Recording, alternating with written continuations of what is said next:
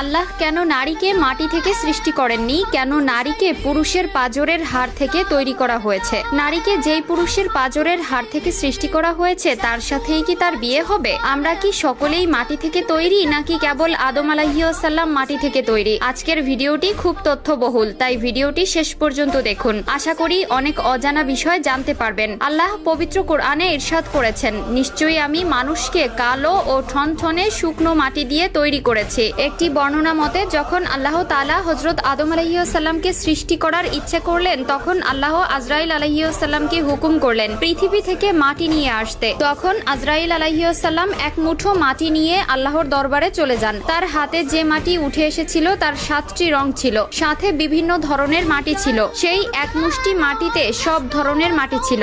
এরপর আদম আলাইহিসসালামকে সৃষ্টি করার পরে তার পাঁজরের হাড় থেকে এক মহিলাকে সৃষ্টি করেন, যিনি হলেন বিবি হাওয়া আলাইহিসসালাম। বিবি হাওয়া দুনিয়াতে